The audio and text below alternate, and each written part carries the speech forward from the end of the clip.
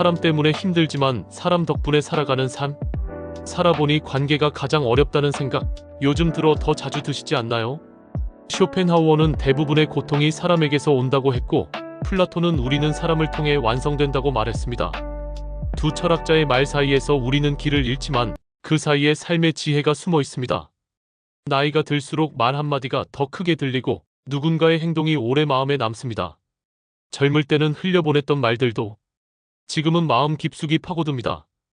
플라톤은 이것을 영혼의 대화라고 했습니다. 나이가 들수록 마음과 마음이 마주하게 됩니다. 어떤 분은 친구에게 연락하기가 조심스럽다고 말하고 다른 분은 자식들에게 전화 한 통이 어렵다고 말합니다. 관계는 이렇게 우리 마음을 흔들고 우리는 그 사이에서 균형을 찾으려 애씁니다. 쇼펜하우어는 고슴도치 이야기를 했습니다.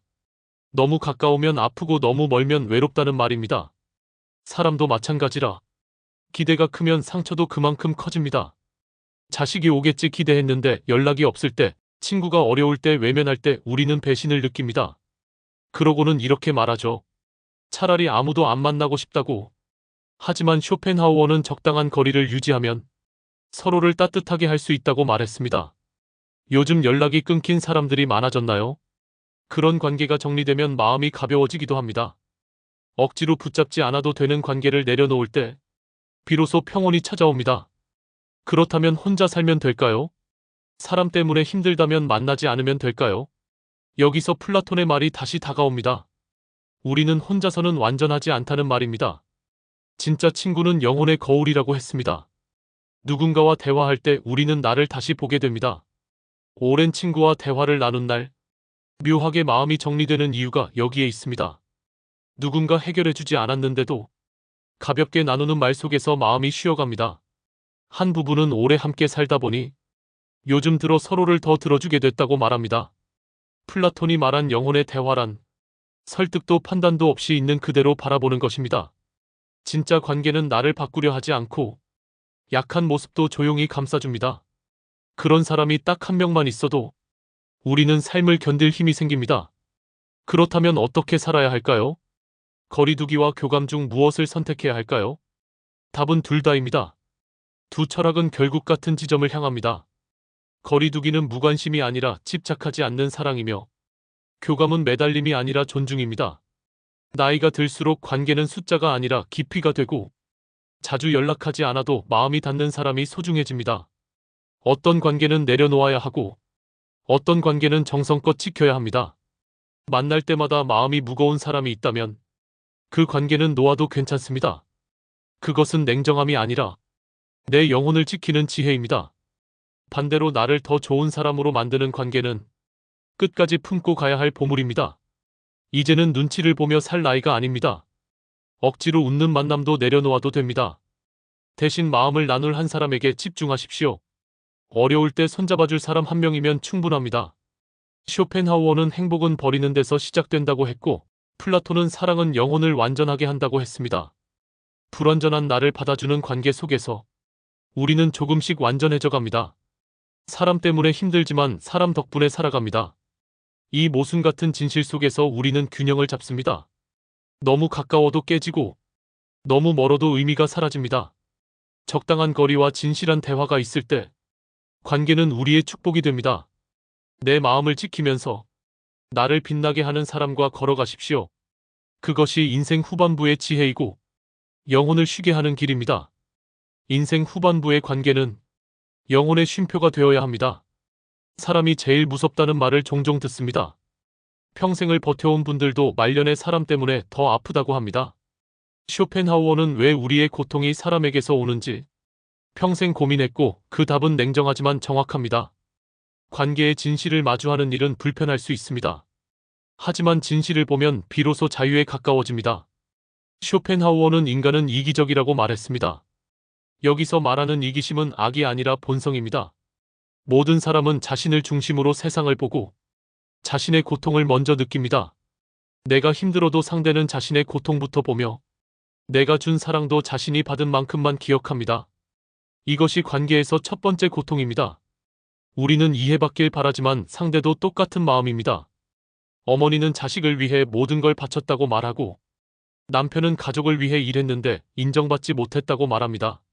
누구도 잘못한 게 아닙니다. 각자 자기 고통만 보일 뿐입니다. 이것이 쇼펜하우어가 말한 인간의 본성입니다. 그리고 이 본성은 누구도 피해갈 수 없습니다. 그렇다면 우리는 왜 상처받을까요? 쇼펜하우어는 그것이 기대 때문이라고 했습니다. 자식이 올 거라 기대하고 친구가 내 마음을 알아줄 거라 기대합니다. 기대가 클수록 상처는 깊어지고 명절마다 마음이 무거운 이유도 여기 있습니다.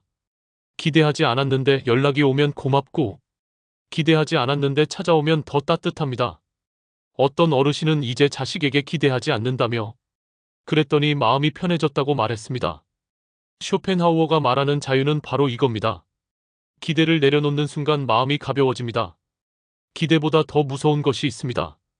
바로 집착입니다. 쇼펜하우어는 집착을 의지의 노예라고 말했습니다. 붙잡으려 할수록 그 대상의 노예가 됩니다. 자식에게 집착하면 자식을 잃고 배우자에게 집착하면 사랑을 잃습니다. 누군가 없으면 못 산다는 말은 이미 자유를 잃었다는 뜻입니다.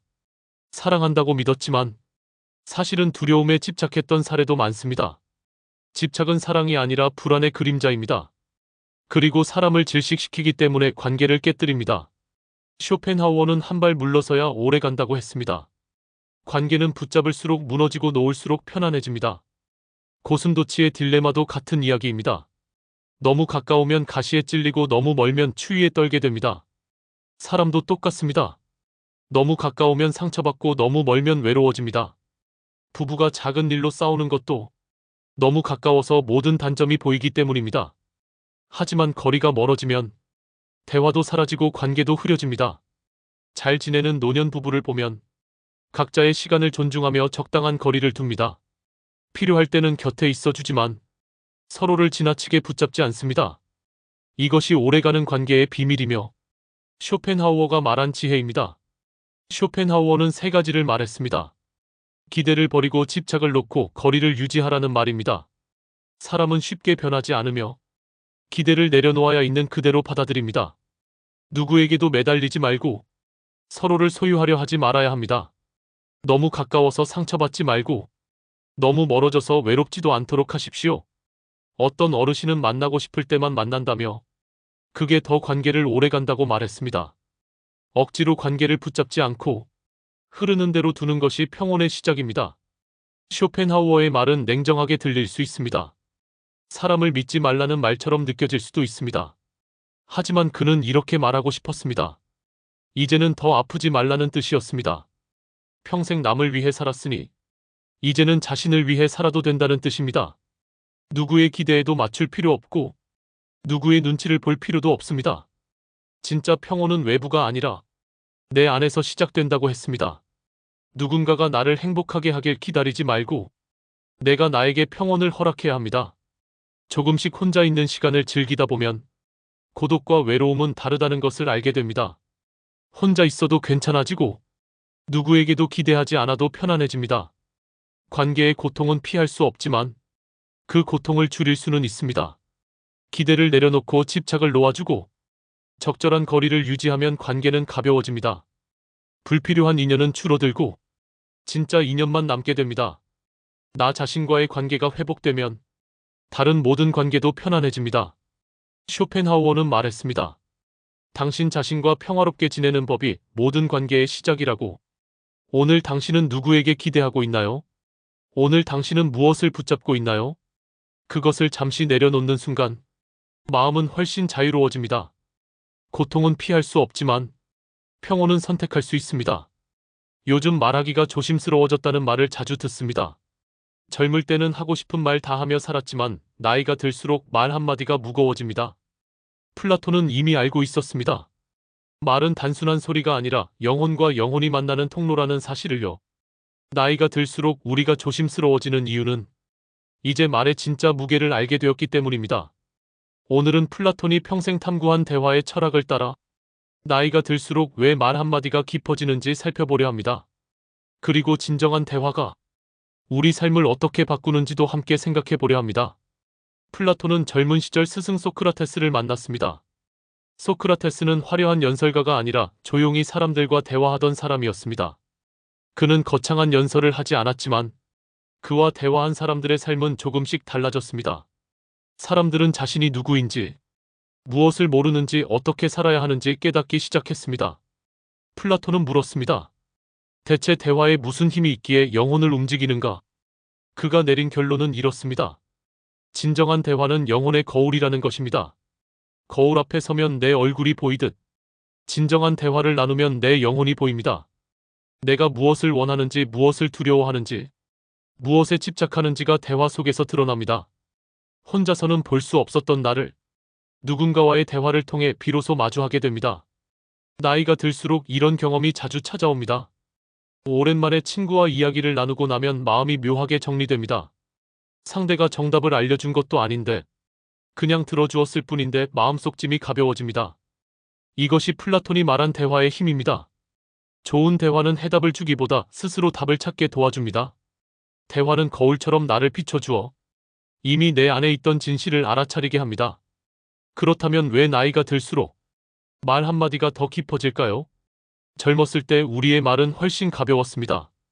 생각나는 대로 말하고 기분 내키는 대로 쏟아냈습니다. 말을 내뱉고 나면 금세 잊어버리고 상대가 어떻게 받아들였는지는 크게 신경 쓰지 않았습니다. 하지만 나이가 들면 알게 됩니다. 말은 반드시 흔적을 남긴다는 사실을요. 한번 내뱉은 말은 다시 담을 수 없고 상처 준 말은 평생 마음에 남기도 합니다. 어떤 어머니는 젊을 때 자식에게 했던 말들을 지금도 후회된다고 고백합니다. 너는 왜 그 모양이냐? 형제 좀 본받아라 같은 말들이 평생 상처가 되었다고 합니다. 한 남편은 아내에게 한 말 한마디를 잊지 못합니다. 당신은 그것밖에 안 된다는 말을 내뱉은 뒤 아내가 달라졌다고 했습니다. 그날 이후 아내는 말을 줄이고 자신감을 잃은 사람처럼 변했다고 합니다. 그는 그때 깨달았습니다. 말 한마디가 사람을 이렇게 바꿀 수 있다는 것을요. 플라톤은 말은 영혼의 씨앗을 뿌린다고 했습니다. 좋은 말은 좋은 씨앗이 되어 사람을 자라게 합니다. 반대로 거친 말과 비난의 말은 영혼을 서서히 병들게 합니다. 나이가 들수록 우리는 이 사실을 절실히 깨닫습니다. 그래서 말이 점점 조심스러워지는 것입니다. 함부로 한 말이 관계를 깨뜨리고 한마디가 평생의 후회가 될 수 있다는 것을 알기 때문입니다. 플라톤이 말하는 진정한 대화에는 세 가지 조건이 있습니다. 첫째는 경청입니다. 대화는 말하는 것보다 듣는 것에서 시작됩니다. 그러나 우리는 대부분 제대로 듣지 못합니다. 상대가 말하는 동안 내 할 말을 떠올리기 바쁩니다. 상대 말이 끝나기도 전에 끼어들고 이야기의 초점을 다시 내 쪽으로 돌려놓습니다. 플라톤은 진정한 경청을 침묵의 예술이라고 불렀습니다. 말을 끊지 않고 끝까지 들어주는 것, 말 뒤에 숨은 마음까지 읽으려는 노력이 필요합니다. 나이를 먹은 부부들을 보면 이것을 알 수 있습니다. 말이 많지 않아도 서로의 마음을 압니다. 한숨 하나, 눈빛 하나, 짧은 침묵만으로도 충분히 대화가 됩니다. 평생 서로의 말을 들어보았기 때문에 이제는 말 없이도 통하는 부분이 생긴 것입니다. 어떤 할머니는 이렇게 말합니다. 남편이 말이 없어도 이제는 무슨 생각인지 다 알 수 있다고요. 같이 앉아있기만 해도 대화를 나누는 느낌이 든다고 말합니다.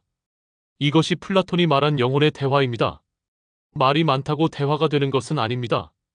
진심으로 듣고 마음으로 이해할 때 비로소 대화가 됩니다. 둘째는 진실입니다. 플라톤은 거짓말을 영혼의 병이라 부릅니다. 거짓말은 나를 속이고 상대를 속이고 관계를 병들게 만듭니다. 나이가 들수록 거짓말이 더 힘들어집니다. 체면 때문에 했던 거짓이 어느 순간 버거워집니다. 이제는 꾸미지 않고 말하고 싶고 억지로 웃기보다 솔직해지고 싶어집니다. 어떤 어르신은 이렇게 말합니다. 이제는 힘들면 힘들다고 솔직히 말한다고요. 좋으면 좋다, 싫으면 싫다 말하니 관계가 오히려 편안해졌다고 합니다. 진실한 말은 때로는 불편합니다. 상대가 듣고 싶지 않은 진실을 말해야 할 때도 있습니다. 또 나 스스로 감추고 싶은 마음을 용기 내어 드러내야 할 때도 있습니다. 하지만 진실 없는 대화는 겉만 번지르르한 빈 껍데기에 지나지 않습니다. 플라톤은 진실한 대화가 영혼을 자유롭게 한다고 했습니다. 거짓의 가면을 벗고 있는 그대로의 자신으로 말할 때 관계는 비로소 건강해집니다. 셋째는 사랑입니다. 여기서 말하는 사랑은 감정적인 애정에 그치지 않습니다. 상대의 영혼이 성장하기를 바라는 마음, 상대가 조금 더 나은 사람이 되도록 돕고 싶은 마음입니다. 진정한 대화는 상대를 비난하지 않습니다. 낙인 찍지 않고 먼저 이해하려 합니다. 상대 입장에서 한 번 더 생각하고 그 사람이 겪은 고통을 함께 느끼려 합니다. 젊었을 때 우리는 자주 이렇게 말했습니다. 왜 그러냐, 이렇게 해야 한다, 내 말이 맞다. 하지만 나이가 들수록 알게 됩니다. 사람은 말로 바꾸기 어렵고 억지로 바꾸려 하면 관계만 상한다는 것을요. 그래서 점점 이렇게 말하게 됩니다. 그럴 수도 있겠다. 너는 그렇게 느꼈구나. 참 힘들었겠다. 이런 말들이 상대를 서서히 변화시킵니다. 설교가 아니라 공감이 사람을 움직이기 시작합니다. 어느 할아버지는 손자를 혼내는 대신 힘들었겠다라고 안아주었다고 말합니다. 그랬더니 손자가 울면서 자기 이야기를 처음부터 털어놓더라고 했습니다. 그는 그때 깨달았습니다. 이것이야말로 진짜 대화라는 것을요. 플라톤은 우리는 대화를 통해 완성된다고 말했습니다. 혼자서는 나 자신을 온전히 볼 수 없습니다. 누군가와 진심 어린 대화를 나눌 때 비로소 내가 누구인지 드러납니다. 상대가 거울이 되어 나를 비추고 나도 거울이 되어 상대를 비추게 됩니다. 그렇게 서로를 비추며 조금씩 더 깊고 단단한 사람이 되어갑니다. 나이가 들수록 이런 대화가 더 간절해집니다. 많은 사람보다 한 사람의 깊은 대화가 중요해집니다. 시끌벅적한 자리보다 마음을 나눌 수 있는 한 번의 대화가 더 소중해집니다. 한 할머니는 친구가 많이 줄었지만 남은 친구들과 나누는 대화가 삶의 가장 큰 기쁨이라고 말합니다. 한 달에 한 번 차를 마시며 서로의 솔직한 마음을 나누는 그 시간이 자신을 살게 한다고 합니다. 플라톤이 말한 우정이 바로 이런 모습입니다. 영혼을 나누고 서로를 성장시키는 관계입니다. 그렇다면 우리는 어떻게 해야 할까요? 어떻게 하면 진정한 대화를 나눌 수 있을까요? 먼저 듣는 연습부터 시작해야 합니다. 상대가 말할 때 내 생각부터 준비하지 말고 그냥 들어야 합니다. 말의 내용뿐 아니라 그 말 뒤에 숨어있는 마음까지 함께 들어야 합니다. 이 사람은 왜 이런 말을 할까? 이 말 뒤에는 어떤 감정이 있을까를 떠올려야 합니다. 둘째는 진실하게 말하는 연습입니다. 체면과 자존심 때문에 내 마음을 숨기지 말아야 합니다. 억지로 괜찮은 척하지 말고 조심스럽지만 솔직하게 내 마음을 전해야 합니다. 진실은 때로 관계를 흔드는 것 같지만 결국은 관계를 더 단단하게 만듭니다. 셋째는 사랑하는 마음으로 말하는 것입니다. 상대를 고치려는 마음이 아니라 이해하려는 마음이 먼저여야 합니다. 판단과 비난을 내려놓고 그저 이 사람의 삶을 존중하는 태도로 말해야 합니다. 상대가 성장하기를 바라는 마음으로 조용히 곁에 있어줄 때 그 대화는 힘을 갖게 됩니다. 플라톤은 평생 대화 속에서 살았습니다. 제자들과 친구들, 낯선 이들과 끝없이 이야기를 나누었습니다. 그에게 대화는 단순한 말풀이가 아니라 진리에 다가가는 길이자 영혼을 단련하는 과정이었습니다. 나이가 들수록 우리도 깨닫게 됩니다. 인생에서 가장 소중한 것은 진정한 대화를 나눌 수 있는 사람이라는 것을요. 화려한 말솜씨나 많은 지식이 필요한 것이 아닙니다. 진심으로 듣고 진실하게 말하고 사랑으로 이해하는 태도가 중요합니다. 오늘 누군가와 그런 대화를 나누어 보십시오. 상대의 말을 끊지 말고 끝까지 들어주십시오. 내 마음을 솔직하게 나누되 상대를 상하게 하지 않도록 부드럽게 말해보십시오. 판단을 잠시 내려놓고 이 사람의 삶을 이해해보려 노력해보십시오. 대화가 끝난 뒤 마음이 조금 가벼워지고 혼자 끙끙 앓던 문제가 조금 정리된 느낌이 들 수 있습니다. 외롭다고 느끼던 마음이 조금은 덜 쓸쓸해졌다는 것을 느낄지도 모릅니다. 플라톤은 진정한 친구를 하나의 영혼이 두 몸에 나뉘어 사는 존재라고 표현했습니다. 나이가 들수록 그런 친구 한 사람이 얼마나 큰 축복인지 절실히 느끼게 됩니다. 말하지 않아도 통하고 함께 있어도 부담 없고 깊은 대화를 나눌 수 있는 사람, 그런 사람이 단 한 명이라도 있다면 우리는 이미 풍요로운 삶을 살고 있는 것입니다. 말은 영혼을 비추는 거울입니다. 오늘 당신도 누군가의 거울이 되어 주십시오. 진정한 친구는 거울이다. 숨기고 싶은 결점까지 비춰주는 사람, 나를 가장 잘 아는 사람이 누구냐는 질문에 오랜 세월을 함께한 친구를 떠올리는 분들이 있습니다. 가족도 있고 배우자도 있지만 정작 나를 가장 잘 아는 사람은 친구라고 말합니다. 매일 보지도 않고 같은 집에 사는 것도 아닌데 어떻게 가장 잘 알 수 있을까 처음에는 의문이 듭니다. 하지만 좋은 모습뿐 아니라 못난 모습까지 다 본 사람이기 때문이라고 합니다. 그 모습들을 다 보고도 여전히 곁에 남아있는 사람이기 때문입니다. 플라톤은 이런 친구를 영혼을 비추는 거울에 비유했습니다. 진정한 친구는 내가 보고 싶은 모습만 보여주는 거울이 아니라 숨기고 싶은 결점까지 비춰주는 거울입니다. 그 거울 앞에 설 때 우리는 비로소 진짜 나를 마주하게 됩니다. 마이너스 마이너스 마이너스. 우리는 평생 여러 개의 가면을 쓰고 살아갑니다. 밖에서는 능력 있는 사람으로, 집에서는 든든한 기둥으로 서 있습니다. 자식 앞에서는 부족함 없는 부모가 되려 애쓰고, 사회에서는 실수하지 않는 어른으로 보이려 합니다. 나이가 들수록 이런 가면은 더 두꺼워집니다. 이 나이에 이러면 안 된다는 생각과 체면이 우리를 감쌉니다. 어른답게 행동해야 한다는 부담과 남들의 시선이 자꾸 마음을 조입니다. 하지만 가면을 쓰고 사는 일은 생각보다 훨씬 지치고 고된 일입니다. 진짜 나를 숨기고 남들이 원하는 모습만 보여주는 삶은 언젠가 깊은 피로로 돌아옵니다. 그래서 우리는 속으로 간절히 바라고 있습니다. 가면을 벗고 숨 쉴 수 있는 상대를 만나고 싶다고요. 플라톤은 진정한 친구 앞에서는 가면이 필요 없다고 말했습니다. 있는 그대로의 나를 보여줘도 떠나지 않는 사람이 친구라는 뜻입니다. 내 약함과 실패와 못난 모습까지 보여줘도 여전히 곁에 있어주는 사람이 진짜 친구입니다. 어떤 어르신은 이렇게 말합니다. 현역 시절에는 친구가 참 많았다고 회상합니다. 하지만 은퇴 이후 모두 흩어지고 아무것도 아니게 되었을 때 남은 사람은 몇 안 되었다고 합니다. 그때까지 곁에 있어준 사람, 그 사람이 진짜 친구였다고 말합니다. 마이너스 마이너스 마이너스. 진정한 친구는 거울과도 같습니다. 하지만 욕실에 걸린 평범한 거울과는 다릅니다. 보통 거울은 얼굴과 옷차림 같은 겉모습만 비춰줍니다. 그러나 플라톤이 말한 영혼의 거울은 내면 깊은 곳까지 비춰줍니다. 내 생각과 가치관과 두려움과 욕망, 말하지 않아도 풍기는 분위기까지 비춥니다. 어떻게 그런 거울이 가능할까요? 바로 대화를 통해서입니다. 친구와 나누는 대화 속에서 나는 내가 무엇을 생각하는 사람인지 알게 됩니다. 말로 꺼내는 순간 내 마음이 정리되고, 혼자 있을 때는 복잡하던 감정이 조금씩 자리를 잡습니다. 친구의 반응을 통해 내가 어떤 사람인지 더 분명히 보게 됩니다.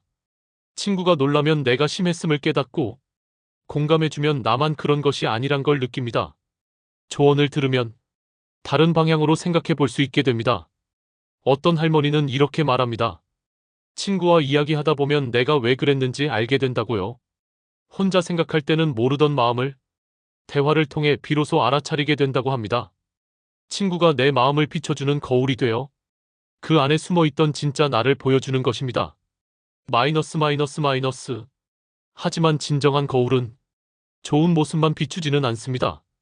보고 싶지 않은 모습까지 그대로 드러나게 합니다. 쇼펜하우어는 대부분의 사람들은 자신의 결점을 보고 싶어 하지 않는다고 말했습니다. 우리는 스스로를 나름 괜찮은 사람이라고 믿고 싶어 합니다. 내가 더 노력했고 내가 더 참았다고 생각하고 싶습니다. 하지만 진정한 친구는 이 환상을 조용히 깨뜨려 줍니다. 너도 잘못한 부분이 있다. 내가 조금 이기적으로 행동했다. 내가 먼저 사과해야 한다는 말처럼 귀에 거슬리지만 꼭 필요한 말을 전해줍니다. 플라톤은 이런 말을 영혼을 향한 치료라고 불렀습니다. 의사가 상처난 곳을 눌러보며 진단하듯 친구는 영혼의 아픈 부분을 짚어줍니다. 처음에는 기분이 나쁘고 자존심이 상할 수도 있습니다. 하지만 시간이 지나면 그 말이 나를 살리는 약이 되기도 합니다. 어떤 할아버지는 친구에게서 이런 말을 들었다고 합니다. 너는 자식들에게 너무 많은 것을 요구한다는 말이었습니다. 처음에는 화가 나고 서운했지만 며칠 뒤 돌아보니 친구 말이 맞았다고 합니다. 그는 말합니다. 그런 말을 해줄 수 있는 사람은 친구뿐이라고요. 진정한 친구는 무조건 내 편만 들어주는 사람이 아닙니다. 위로해야 할 때는 함께 울어주지만 내가 잘못했을 때는 조용히 멈춰 서게 만드는 사람입니다. 그것이 진정으로 나를 위하는 길이라는 것을 시간이 지나면서 깨닫게 됩니다. 마이너스 마이너스 마이너스. 이런 친구를 만나기는 결코 쉬운 일이 아닙니다. 어쩌면 평생 단 한 명도 만나지 못할 수도 있습니다. 진정한 우정은 저절로 생기지 않기 때문입니다. 오랜 시간이 필요합니다. 함께 웃고 울고 실패하고 견디는 과정이 필요합니다. 플라톤은 우정은 시간이 빚어낸 것이라 말했습니다. 어제 만난 사람이 오늘 바로 친구가 되기는 어렵습니다. 긴 세월을 함께 지나며 서로의 여러 얼굴을 보아야 합니다. 좋을 때만 같이 있는 것은 누구나 할 수 있는 일입니다. 진짜 친구는 힘든 날에도 곁에 있는 사람입니다. 내가 성공했을 때뿐 아니라 모든 것을 잃었을 때도 함께 있어주는 사람입니다. 내가 건강할 때뿐 아니라 병으로 누웠을 때도 찾아오는 사람입니다. 한 할머니는 친구가 병에 걸렸을 때 긴 시간 병원에 함께 다녔다고 말합니다. 그 친구 역시 남편을 떠나보낸 날들에 매일 찾아와 밥을 챙겨주었다고 합니다. 이런 시간을 함께 지나야 비로소 진짜 친구가 된다고 말합니다. 마이너스 마이너스 마이너스. 그렇다면 우리는 어떻게 진정한 친구를 만들 수 있을까요? 먼저 진실해야 합니다. 가면을 쓴 채로는 깊은 우정을 만들 수 없습니다. 플라톤은 거짓으로는 진정한 우정이 자라지 않는다고 말했습니다. 있는 그대로의 나를 보여줄 용기가 우정의 첫걸음입니다. 진짜 나를 보여주면 떠날까 두렵고 실망할까 걱정이 됩니다. 그러나 누군가는 그 두려움을 넘어야 합니다. 내 약함과 불안과 실수를 조심스럽게 털어놓을 때 그 모습을 보고도 곁에 남는 사람이 진정한 친구가 됩니다. 어떤 어르신은 평생 숨겨온 마음의 병을 처음으로 친구에게 고백했다고 합니다. 그 이야기를 들은 친구가 나도 비슷하다며 함께 병원을 가자고 했습니다. 그날 이후 그는 진작 털어놓지 못한 것을 후회했다고 합니다. 마이너스 마이너스 마이너스. 둘째로 비판을 받아들일 줄 알아야 합니다. 쇼펜하우어는 자신의 결점을 인정하는 것이 성장의 첫걸음이라고 말했습니다. 친구의 지적이 불편하게 느껴질 때가 있습니다. 그럴수록 잠시 멈추어 한 번 더 곱씹어 볼 필요가 있습니다. 당장은 자존심이 상하지만 조금 지나면 그 말이 보일 수 있습니다. 정말 친구 말이 틀렸는지 아니면 내가 외면하고 싶었던 진실인지 돌아봐야 합니다. 진정한 친구의 비판은 공격이 아닌 사랑에서 나옵니다. 나를 더 나은 사람으로 만들고 싶은 마음이 담겨 있는 경우가 많습니다. 그 마음을 알아차리고 받아들일 때 우리는 한 뼘 더 성장하게 됩니다. 마이너스 마이너스 마이너스. 셋째로 용서가 필요합니다. 오랜 시간 함께 하다 보면 상처를 주고받는 순간이 반드시 찾아옵니다. 말실수도 하고 약속을 어기기도 하고 서로를 서운하게 만들기도 합니다. 그때마다 관계를 끊어버린다면 진정한 친구는 끝내 생기지 않습니다. 플라톤은 용서는 사랑의 완성이라고 보았습니다. 친구의 실수를 용서하고 내 잘못도 인정할 줄 아는 관계. 완벽한 사람은 없다는 것을 알고 서로의 부족함을 받아들이는 마음이 필요합니다. 어떤 할머니는 친구와 크게 싸운 뒤 긴 시간 연락을 끊고 지냈다고 합니다. 그러다 친구가 먼저 전화해 내가 잘못했다고 사과했다고 합니다. 그때 자신도 미안했다 말하며 조용히 화해했다고 고백합니다. 그 이후 두 사람의 우정은 더 단단해졌다고 합니다. 마이너스 마이너스 마이너스. 넷째로 시간을 기꺼이 내야 합니다. 우정은 시간을 먹고 자라는 나무와 같습니다. 바쁘다는 이유로 계속 미루다 보면 관계는 어느새 멀어집니다. 나이가 들수록 시간은 더 소중해지지만 친구와 보내는 시간은 결코 낭비가 아닙니다. 그 시간들이 쌓여 앞날의 버팀목이 됩니다. 어떤 할아버지는 오래전부터 친구들과 정해진 날에 모임을 이어왔다고 합니다. 몸이 아픈 날에도 가능하면 빠지지 않으려 했다고 합니다. 그 시간을 지켜온 것이 자신의 삶을 버티게 해주었다고 이야기합니다. 마이너스 마이너스 마이너스. 플라톤은 친구는 또 다른 나 자신이라고 말했습니다. 진정한 친구는 나와 꼭 같지 않습니다. 생각도 다르고 살아온 길도 다릅니다. 하지만 영혼의 깊은 곳에서 서로 연결되어 있다고 느껴집니다. 친구의 기쁨이 내 기쁨이 되고 친구의 슬픔이 내 슬픔이 됩니다. 친구를 통해 나는 더 완전한 나를 향해 나아갑니다. 혼자서는 보지 못할 나의 모습을 보고 혼자서는 가지 못할 곳까지 걸어가게 됩니다. 친구가 거울이 되어 나를 비추고 나도 친구의 거울이 되어 서로를 비춥니다.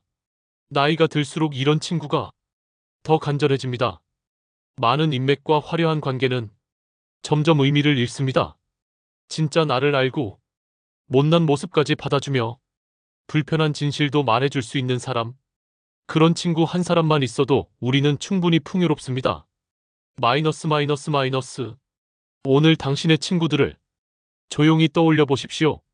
가면을 벗고 진짜 모습을 보여줄 수 있는 사람이 과연 몇 명이나 되는지 생각해 보십시오. 당신의 결점을 다 알고도 여전히 곁에 남아있는 사람이 있나요? 있다면 그 사람을 무엇보다 소중히 해야 합니다. 더 자주 안부를 묻고 마음을 나누는 시간을 만들어 보십시오. 그 사람은 당신 영혼을 비추는 거울이며 당신 인생의 가장 큰 선물입니다. 아직 그런 사람이 없다면 지금부터 천천히 만들어가도 늦지 않았습니다. 진실하게 마음을 열고 상대의 말에도 귀 기울이며 우정의 시간을 투자해 보십시오. 언젠가 서로의 거울이 되어 줄 날이 올 수 있습니다. 진정한 친구는 거울입니다. 그 거울 속에서 우리는 비로소 진짜 나를 만나게 됩니다. 나이를 먹을수록 관계가 줄어드는 이유. 관계의 정리와 선택이 자연스러운 삶의 과정. 명함처를 다시 펼쳐보면 예전에 알던 사람들 중 절반도 남아있지 않을 때가 있습니다. 젊을 때는 명함이 수백 장이었고 전화번호부는 빼곡하게 채워져 있었습니다. 하지만 지금은 실제로 연락하는 사람은 손에 꼽힐 때가 많습니다. 처음에는 이것이 참 슬픈 일처럼 느껴집니다. 사람들이 떠나가고 관계가 줄어드는 것 같기 때문입니다. 그런데 어떤 어르신은 이렇게 말합니다. 이상하게도 외롭지는 않고 오히려 마음이 편해졌다고요. 쇼펜하우어와 플라톤은 이 변화를 이미 알고 있었습니다. 나이가 들수록 관계가 줄어드는 것은 상실이 아니라 선택이며 지극히 자연스러운 삶의 과정이라는 것을요. 오늘은 왜 나이를 먹을수록 관계가 줄어드는지, 그리고 그것이 왜 꼭 슬픈 일이 아닌지 생각해 보려 합니다. 젊은 시절 우리는 정말 많은 사람을 만났습니다.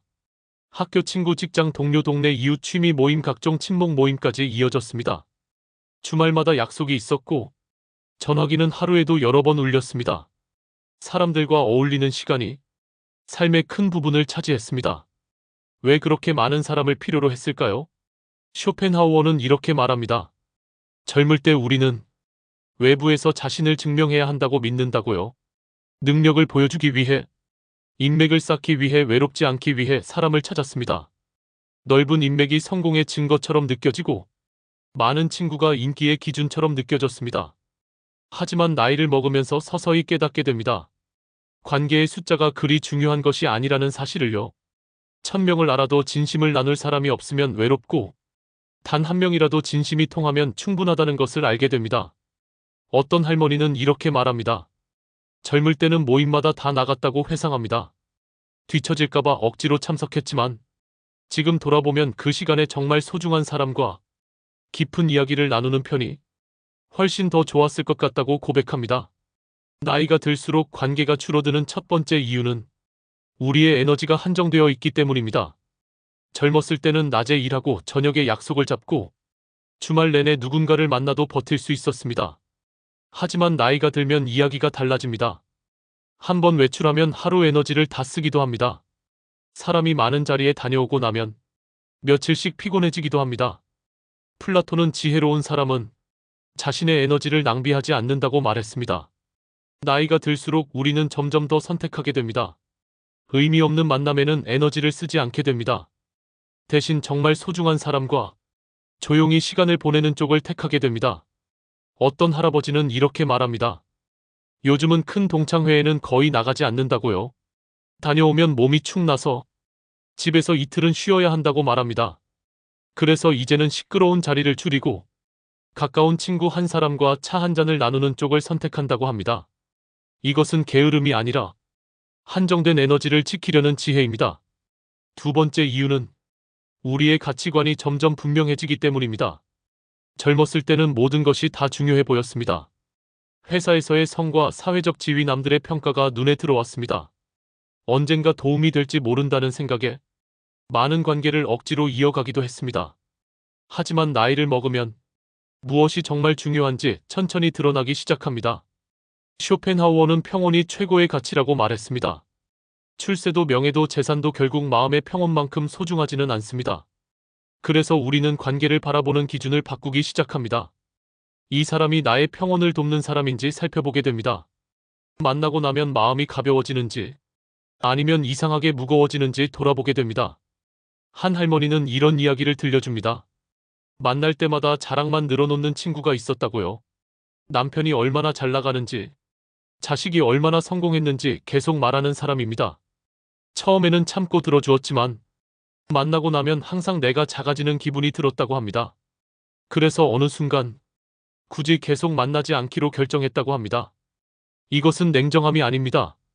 자신의 마음을 지키려는 선택입니다. 내 평온을 해치는 관계를 정리하는 것은 나를 소중히 대하는 일입니다. 세 번째 이유는 우리의 역할이 변하기 때문입니다. 젊은 시절 우리는 여러 역할을 동시에 했습니다. 직장인, 부모, 자식, 동료, 친구, 이웃의 역할을 떠안고 살았습니다. 각 역할에 따라 수많은 관계가 함께 따라왔습니다. 하지만 나이를 먹으면서 이 역할들이 하나씩 줄어들기 시작합니다. 은퇴를 하면 직장에서 이어졌던 관계가 자연스럽게 끊어집니다. 자식이 독립하면 학부모로서 맺었던 인연들도 천천히 사라집니다. 이사를 하거나 생활 반경이 바뀌면 동네 사람들과의 관계도 달라집니다. 플라톤은 진정한 관계는 역할을 넘어선다고 말했습니다. 역할로 묶인 인연은 역할이 끝나면 자연스럽게 멀어집니다. 하지만 마음으로 이어진 관계는 직함이 사라져도 계속 이어집니다. 어떤 할아버지는 말합니다. 직장 다닐 때는 서로 자주 만나며 웃고 지냈다고요. 하지만 은퇴하고 난 뒤 아무도 먼저 연락해 오지 않았다고 말합니다. 처음에는 섭섭했지만 곰곰이 생각해보니 우리는 동료였을 뿐 서로의 삶을 깊이 나누는 친구는 아니었다는 것을 깨달았다고 합니다. 이것은 배신이 아니라 역할이 끝난 뒤 자연스럽게 찾아오는 변화입니다. 마이너스. 네 번째 이유는 죽음이 점점 더 가까운 현실로 다가오기 때문입니다. 젊었을 때 죽음은 멀리 있는 이야기처럼 느껴졌습니다. 하지만 나이가 들면 주변에서 소중한 이들을 하나둘 떠나보내게 됩니다. 친구가 떠나고 형제가 떠나고 함께 늙어가던 배우자가 먼저 떠날 때도 있습니다. 억지로 관계를 줄이는 것이 아니라 물리적으로 줄어들 수밖에 없는 것입니다. 어떤 할머니는 이렇게 이야기합니다. 평생 4명이서 함께 지내온 친구들이 있었다고요. 하지만 지금은 자신만 남았다고 말합니다. 전화번호를 눌렀다가도 이제는 받을 사람이 없다는 사실에 손을 떼고 조용히 눈을 감게 된다고 합니다. 이것은 선택이 아니라 가장 아픈 형태의 상실입니다. 플라톤은 영혼은 계속된다고 말했습니다. 육체는 사라져도 함께 나눈 사랑과 기억은 남는다고요. 떠난 이들과의 관계는 완전히 끝난 것이 아니라 또 다른 모습으로 우리 안에 남아 있습니다. 그렇다고 해서 관계가 줄어드는 일이 전부 나쁜 것일까요?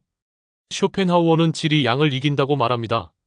많이 아는 것보다 깊이 아는 것이 중요합니다. 수십 명과 피상적인 인사를 나누는 것보다 한 사람과 깊은 대화를 나누는 쪽이 훨씬 풍요롭습니다. 나이가 들수록 관계가 줄어드는 것은 삶이 가르쳐준 지혜이기도 합니다.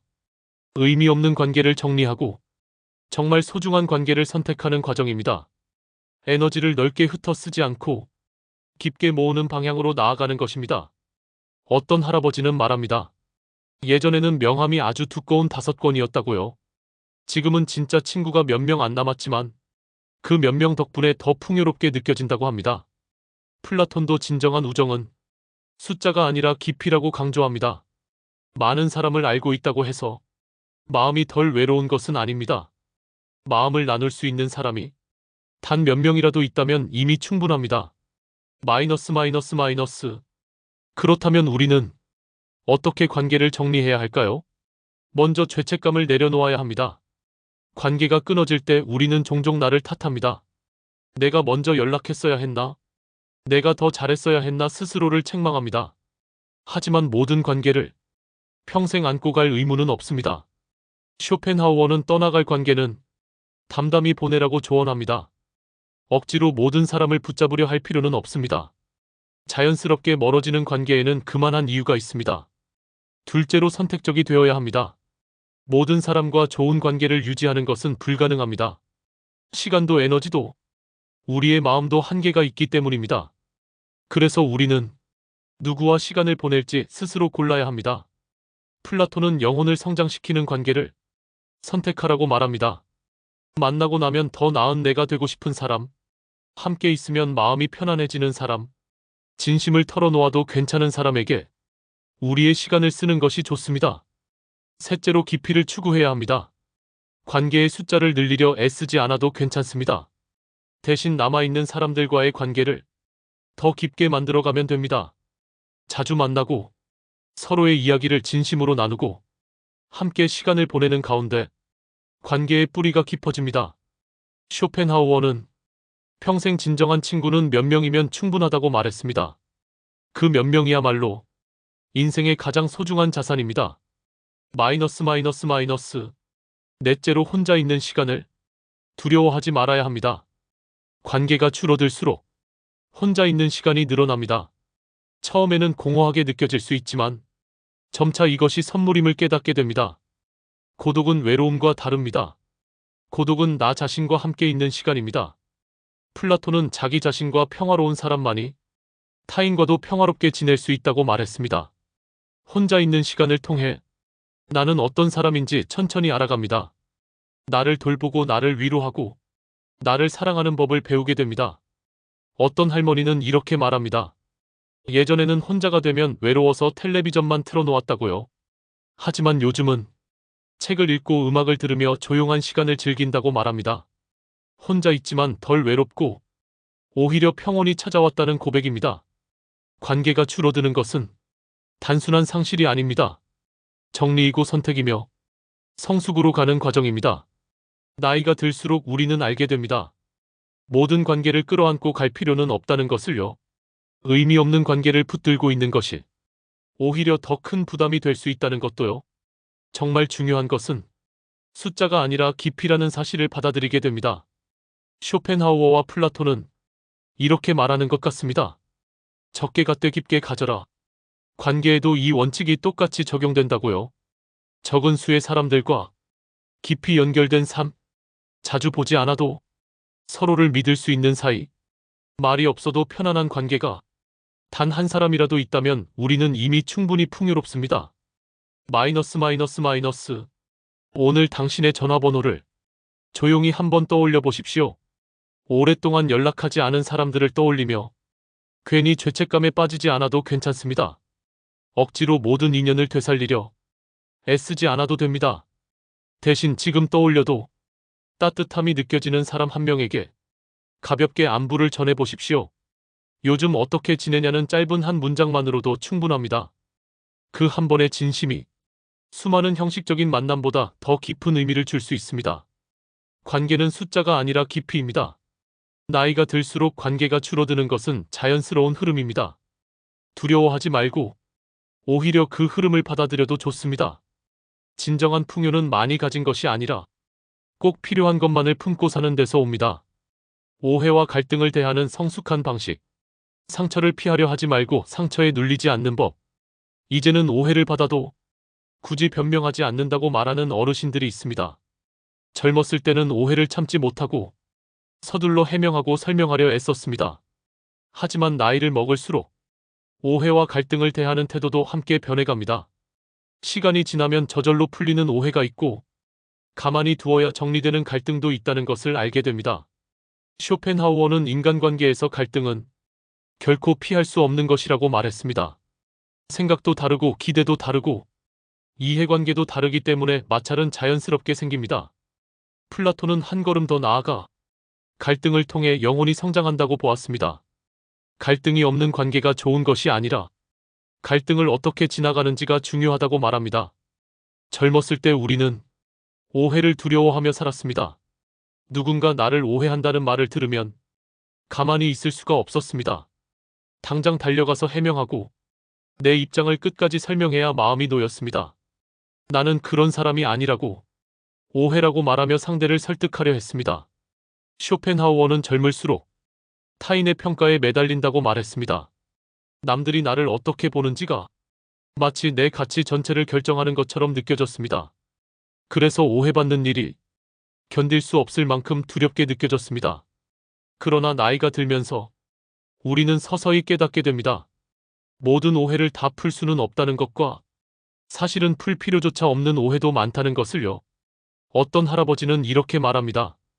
동네에서 자신을 이상하게 소문낸 일이 있었다고 합니다. 억울해서 해명하려다가 그냥 시간을 두고 지켜보기로 했다고 합니다. 얼마 지나지 않아 진실이 드러났고 굳이 자신이 나설 필요도 없었다고 말합니다. 플라톤은 진실은 결국 스스로를 증명한다고 했습니다. 억지로 소리 높여 설명하지 않아도 시간이 지나면 드러날 것들이 있습니다. 더 중요한 깨달음은 모든 사람에게 이해받을 필요는 없다는 것입니다. 쇼펜하우어는 타인의 생각은 통제할 수 없다고 말했습니다. 누군가 나를 오해한다면 그것은 그 사람의 시선과 해석일 뿐입니다.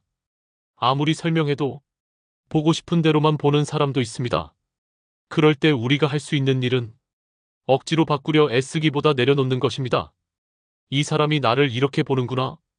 그럴 수도 있다고 인정하는 것입니다. 어떤 할머니는 말합니다. 며느리가 자신을 차갑다고 느끼는 것 같다고요. 실은 조심스러워서 그런 것뿐인데 오해를 풀려고 할수록 더 어색해졌다고 합니다.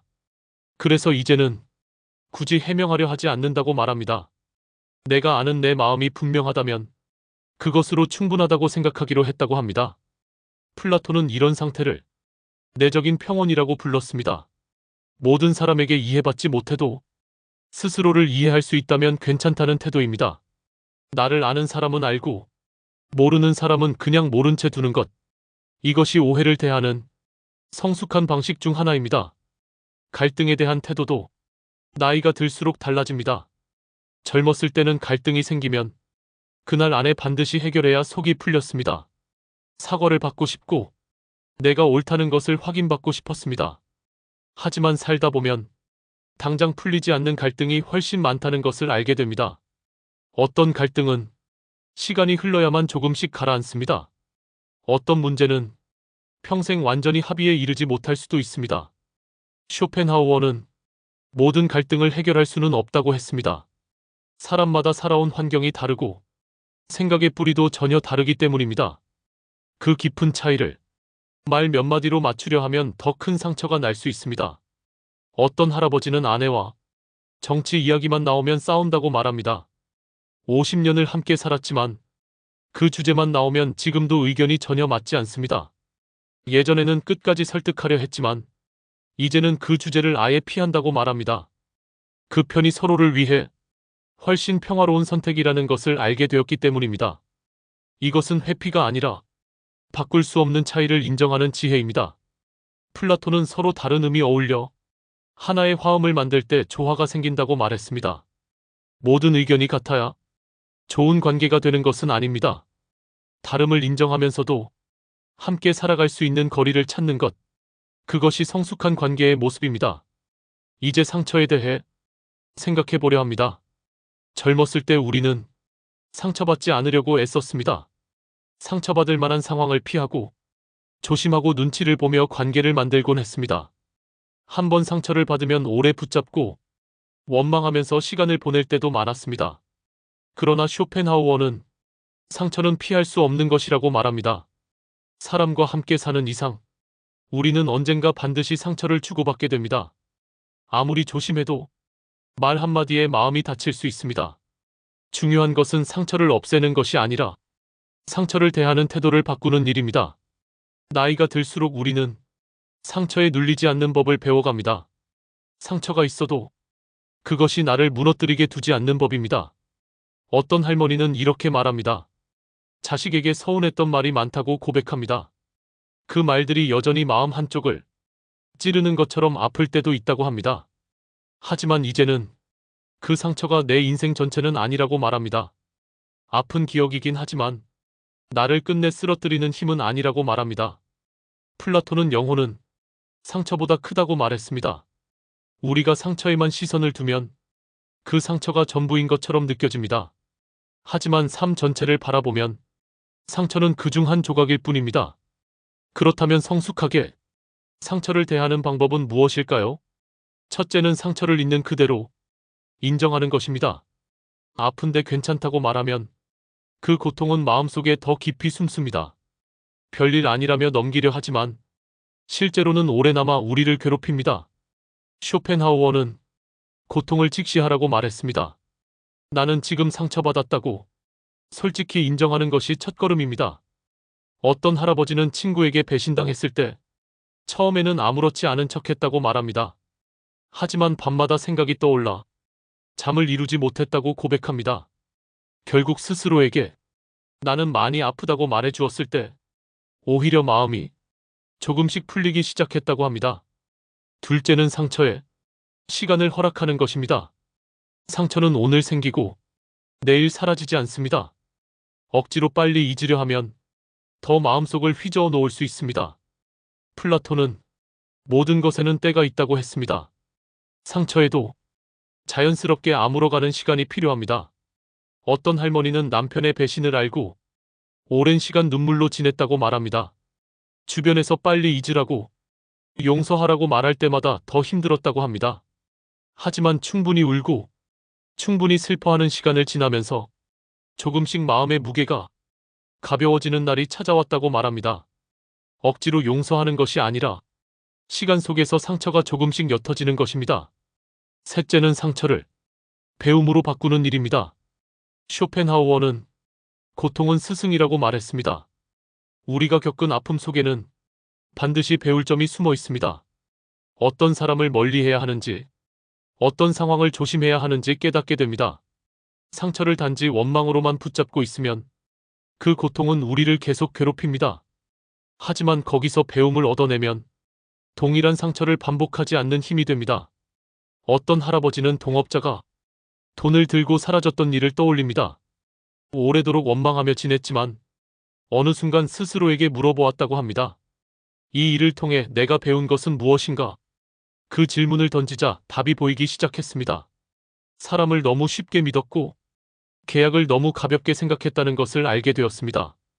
그 이후로 같은 실수를 반복하지 않게 되었다고 합니다. 넷째는 용서를 선택하는 일입니다. 하지만 그 용서는 상대를 위한 것이 아닙니다. 쇼펜하우어는 용서는 나를 자유롭게 한다고 말했습니다. 미움과 원망을 붙잡고 있으면 내 마음만 점점 더 무거워집니다. 상대는 이미 잊고 살아갈지 모르지만 나는 과거의 상처 속에 계속 머물게 됩니다. 용서는 그 사람을 위한 선물이 아니라 나 자신을 과거에서 풀어주는 선택입니다. 어떤 할머니는 평생 시어머니에게서 받은 상처를 이야기합니다. 이미 세상을 떠난 뒤에도 오랫동안 마음속 원망이 사라지지 않았다고 합니다. 그러다 어느 날 이 원망이 나만 불행하게 만든다는 것을 깨달았습니다. 그래서 시어머니를 위해서가 아니라 내 마음의 평화를 위해 용서를 선택했다고 말합니다. 플라톤은 용서는 영혼의 자유라고 했습니다. 용서하는 순간 우리는 비로소 현재를 살 수 있게 됩니다. 다섯째는 상처를 준 사람과의 관계에 경계를 세우는 일입니다. 용서했다고 해서 예전처럼 다시 가까워질 필요는 없습니다. 쇼펜하우어는 같은 실수를 반복하지 않는 것이 지혜라고 말했습니다. 마음속 미움은 내려놓았지만 현실의 거리는 조절할 수 있습니다. 어떤 할아버지는 형제와의 유산 갈등을 이야기합니다. 결국 용서는 했지만 이전처럼 마음을 다 열고 지내지는 않는다고 말합니다. 명절에 얼굴을 보고 가벼운 안부만 나누는 정도의 거리가 편하다고 합니다. 그 정도의 거리가 자신의 마음을 지키는 선이라고 느낀다고 말합니다. 이것은 냉정한 태도가 아니라 나를 보호하는 건강한 경계입니다. 오해와 갈등과 상처는 우리 인생에서 절대 사라지지 않습니다. 쇼펜하우어는 고통을 피하려 할수록 더 커진다고 말했습니다. 상처를 두려워해 사람을 피하고 관계를 끊어버리면 결국 고립만 남습니다. 플라톤은 갈등을 통해 영혼이 단단해진다고 말합니다. 작은 파도에도 흔들리던 마음이 여러 갈등을 지나며 서서히 깊어집니다. 나이가 들수록 우리는 이 진실을 몸으로 배우게 됩니다. 오해받을 수도 있지만 굳이 모든 사람을 설득하지 않아도 괜찮다는 것. 갈등이 있어도 끝까지 맞춰야만 함께 살 수 있는 것은 아니라는 것. 상처를 받더라도 그 상처가 내 인생 전체는 아니라는 것을 알게 됩니다. 오늘 당신 마음속에 남아있는 오해와 갈등 그리고 상처를 떠올려 보십시오. 억지로 없었던 일로 만들지 말고 있는 그대로 인정해 보십시오. 그리고 스스로에게 조용히 물어보십시오. 이 경험이 나를 완전히 무너뜨렸는가? 아니면 나를 조금 더 단단하게 만들었는가? 당신은 상처보다 큰 사람입니다. 당신의 영혼은 어떤 상처보다 깊고 넓습니다. 시간을 허락하고 그 안에서 배움을 찾고 준비가 되었을 때 나를 위해 용서를 선택해 보십시오. 상처를 피하려고만 하지 말고 상처에 눌리지 않는 힘을 길러 가십시오. 그때 비로소 인생 후반부의 가장 큰 자유가 우리 앞에 찾아옵니다. 관계 속에서 나를 잃지 않는 법. 쇼펜하우어식 감정 최소주의와 플라톤식 자기 성찰. 남편을 위해, 자식을 위해, 손주를 위해. 그렇게 살다 보니 정작 나는 어디 갔는지 모르겠다고 말하는 분들이 많습니다. 평생 좋은 아내, 좋은 어머니, 좋은 며느리로 살아왔지만 정작 나는 행복한지, 나는 누구인지 모른 채 살아온 것이지요. 나는 무엇을 원하는지, 어떻게 살고 싶은지, 나 자신에 대한 답이 없는 삶이 계속되기도 합니다. 쇼펜하우어는 말합니다. 타인의 욕망에 휘둘리면 결국 자신을 잃게 된다고요. 플라톤도 경고합니다. 자기 자신을 알지 못하면 진정한 삶을 살 수 없다고요. 나이가 들수록 더 절실해지는 질문이 있습니다. 관계 속에서 나는 어떻게 나를 지킬 것인가 하는 질문입니다. 사랑하면서도 자유로울 수 있을까? 함께하면서도 독립적일 수 있을까? 오늘은 쇼펜하우어의 감정 최소주의와 플라톤의 자기 성찰을 통해 그 해답을 살펴보려 합니다. 먼저 쇼펜하우어가 말하는 감정 최소주의를 이해해야 합니다. 감정 최소주의는 감정을 없애는 것이 아니라 감정에 휘둘리지 않는 태도입니다. 타인의 감정에 과도하게 끌려가지 않고 내 감정도 스스로 조절하며 다루는 연습입니다. 쇼펜하우어는 감정을 파도에 비유했습니다. 파도에 몸을 맡기면 떠내려가듯 감정에 휩쓸리면 삶이 무너질 수 있다고 했습니다. 관계 속에서 우리는 끝없이 감정의 파도를 맞습니다. 상대의 화, 슬픔, 불안, 요구가 끊임없이 밀려옵니다. 그때마다 그대로 반응하다 보면 내 감정은 사라지고 상대의 감정만 남게 됩니다. 한 할아버지는 이렇게 고백합니다. 아내가 화내면 자신도 같이 화가 났다고 말합니다.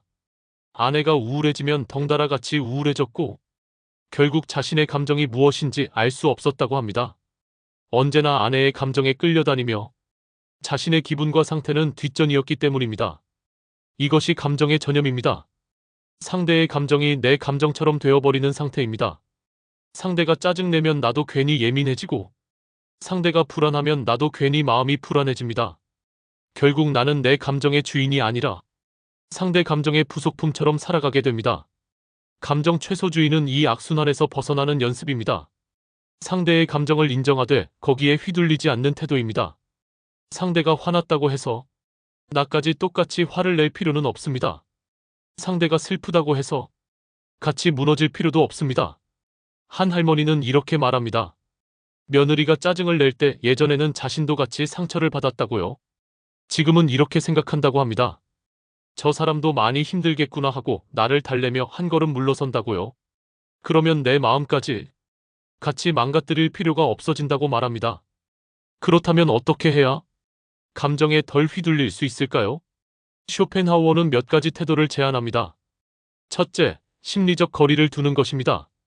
물리적 거리가 아니라 마음의 간격을 두는 연습입니다.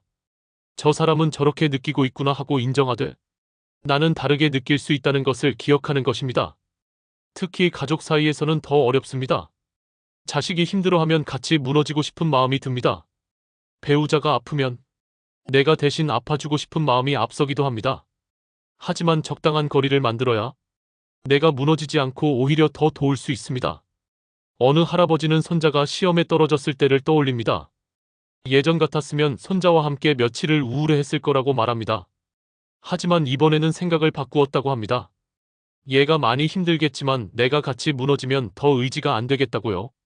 그래서 한 걸음 떨어져서 손자를 위로하고 도와줄 방법을 찾았다고 합니다. 둘째, 감정에 빠지는 대신 감정을 관찰자가 되어 바라보는 것입니다.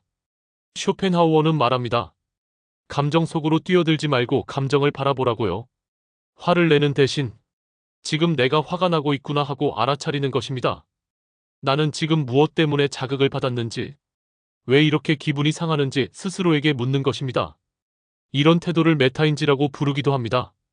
내 감정을 한 번 더 위에서 바라보는 시선입니다. 어느 할머니는 자식이 말대꾸를 할 때를 떠올립니다. 예전에는 바로 소리를 질렀다고 말합니다. 지금은 잠깐 멈추어 보려고 노력합니다. 아, 지금 내가 화가 올라오고 있구나 하고 자신을 바라봅니다. 무시당했다고 느껴져서 마음이 상한 것이라는 것도 함께 알아차립니다. 그렇게 한번 바라보는 순간 화의 크기가 조금은 줄어듭니다. 감정을 관찰하는 태도가 생기면 감정에 끌려가는 사람이 아니라 감정을 다루는 사람이 됩니다. 셋째, 자동으로 반응하지 말고 반응을 선택하는 연습을 하는 것입니다. 상대의 말과 행동은 자극에 불과합니다. 그 자극과 나의 반응 사이에는 작은 틈이 있습니다. 쇼펜하우어는 그 틈에서 우리가 선택할 수 있다고 말합니다.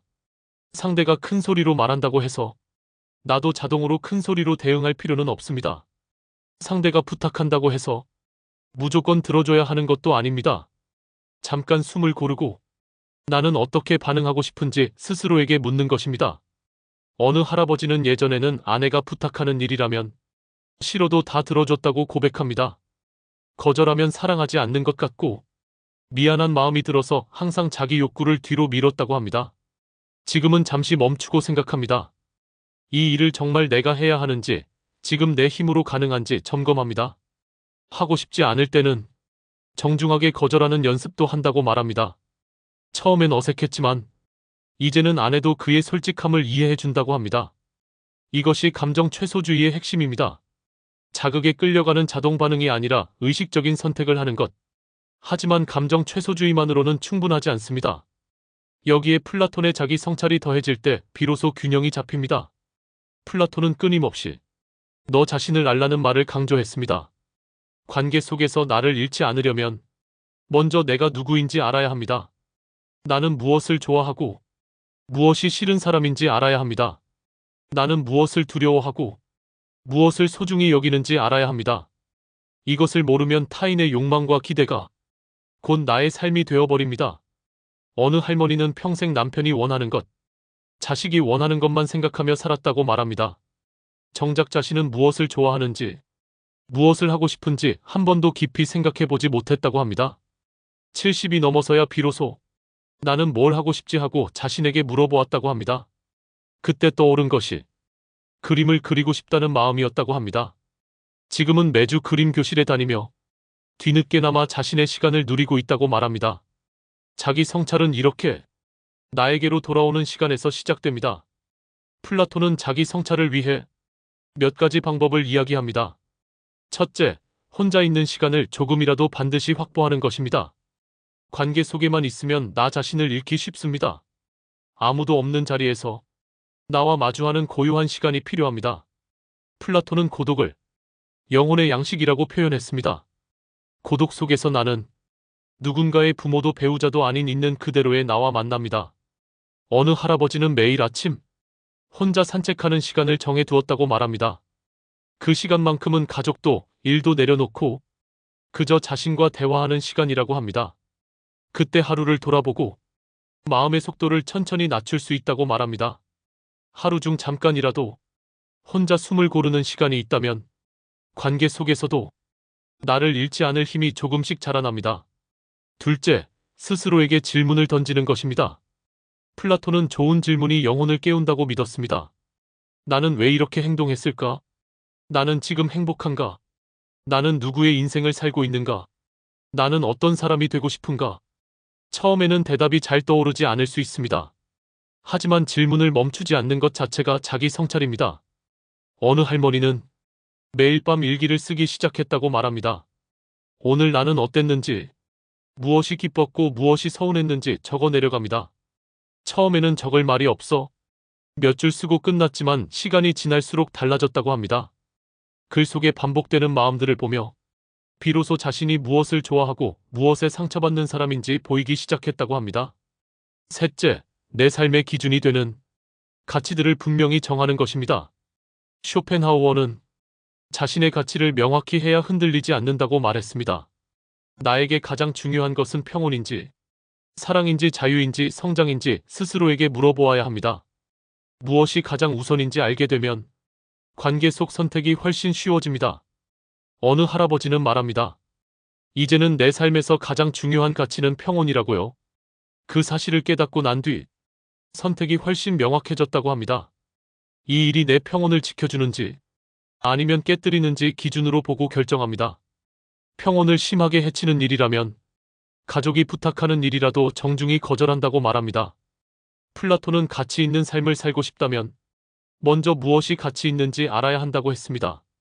내 가치를 알고 나면 타인의 기대에 덜 끌려가게 됩니다. 마이너스 마이너스 마이너스. 이제 이 둘을 어떻게 함께 사용할지 살펴보겠습니다.